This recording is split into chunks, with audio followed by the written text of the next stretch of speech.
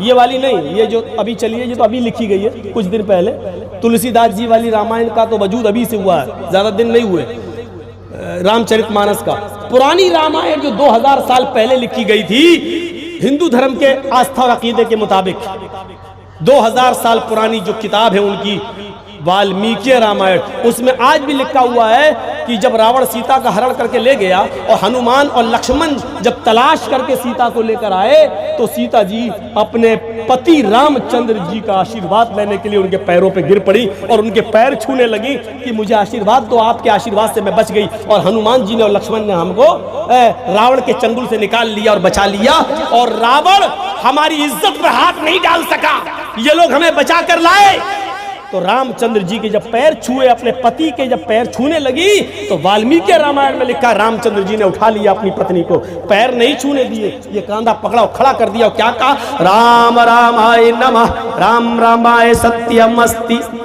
है सीता मैं तेरा राम हूं, राम रामाय, तेरे राम का राम है ऊपर वाला। जब आए आ जाए संस्कृत भाषा में राम रामाए, तो आए जब आ जाए तो उसका मतलब का लिए, के लिए, को लिए, का के की का तर्जुमा हो जाता है। राम रामाए, राम के राम को नमः, नमस्कार करो, प्रणाम करो, सर झुकाओ। राम रामाए नमः, राम रामाय सत्यम अस्ति। हाय सीता तू मेरे पैर क्यों छू रही है, मेरे पैर क्यों पकड़ रही है, मेरे सामने क्यों झुक रही है, मैं तेरा राम हूं और राम का राम है ऊपर वाला। राम रामाय नमः, सीता राम के राम को प्रणाम करो, मैं तेरा राम हूं, अपने राम के सामने मत झुको, उस राम के सामने झुको जो तेरे राम का भी राम है। रामचंद्र जी ने अपनी पत्नी को पैर नहीं छूने दिए, अपने सामने सर नहीं झुकाने दिया, अपने सामने झुकने नहीं दिया। रामायण की ये पंक्ति किसी न किसी शक्ल में सुनन नसई और इब्ने माजा के सफहात पर देखी जा सकती है। अल्लाह के नबी जनाब मोहम्मद रसूलुल्लाह सल्लल्लाहु अलैहि वसल्लम के पास जब हीरा शहर से एक सहाबी आए, कहने लगे कि अल्लाह के रसूल, हमने हीरा शहर के अंदर यहूदियों और ईसाइयों को देखा है कि वो अपने अपने बादशाहों के सामने सजदा कर रहे हैं, आप ज्यादा हकदार हैं कि हम आपको सजदा करें, आप ज्यादा हकदार हैं। जब वो लोग अपने बादशाहों के सामने सजदा कर सकते हैं तो हम अपने रसूल के लिए, अल्लाह के पैगंबर के सामने सजदा क्यों ना करें। तो अल्लाह के नबी सल्लल्लाहु अलैहि वसल्लम ने बजाय जवाब देने के, उनको बजाय मना करने के, डायरेक्ट मना करने के, आपने उनसे एक सवाल कर लिया। आपने फरमाया अमरत बिक़ब्री अतस्जुदु लहू, क्या जब तुम मेरी कब्र के पास से गुजरोगे तो क्या तुम उसे सजदा करोगे।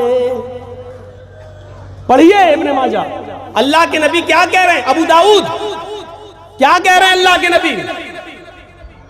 सहाबी कह रहे हैं अल्लाह के रसूल मुझे इजाजत दीजिए कि मैं आपको सजदा करूं। यहूदी अपने बादशाह को सजदा कर रहे हैं, ईसाई अपने बादशाह को सजदा कर रहे हैं, तो क्या मैं अपने नबी को सजदा ना करूं। तो अल्लाह के नबी सल्लल्लाहु अलैहि वसल्लम ने क्या कहा, क्या तुम मेरी कब्र के पास से गुजरोगे तो क्या सजदा करोगे।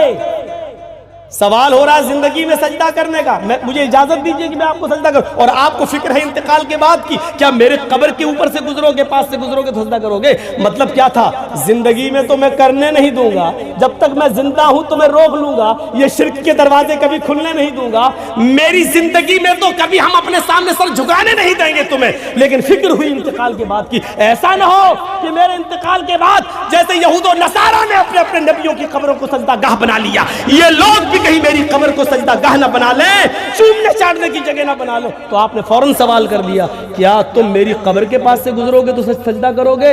साहबा ने कहा नहीं, ला क़ाल फला तफ़अलू, करना भी नहीं ऐसा।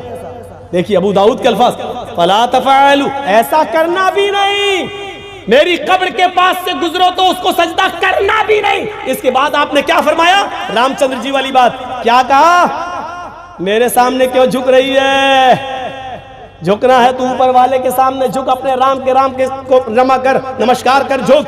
अल्लाह के रसूल ने भी यहाँ क्या कहा, अगर अल्लाह के अलावा सजदा किसी को जायज होता, अगर अल्लाह के अलावा यहाँ सजदा किसी के सामने, सर झुकाना किसी के सामने जायज होता, तो मैं औरत को हुक्म देता कि वो अपने शौहर को सजदा करे। इस हदीस ने क्लियर कर दिया। रामचंद्र जी ने भी अपने पत्नी को पैर नहीं छूने दिए। यहाँ अल्लाह के रसूल ने क्या कह दिया, अगर अल्लाह के अलावा किसी को सजदा करना जायज़ होता तो मैं औरत को हुक्म देता कि वो अपने पति को सजदा करे, लेकिन सजदा सिवाय अल्लाह के किसी और के लिए है ही नहीं, इसलिए बीवी को भी जायज़ नहीं है कि वो अपने शौहर के सामने झुके। अस्सलामु अलैकुम वरहमतुल्लाहि वबरकातुहू।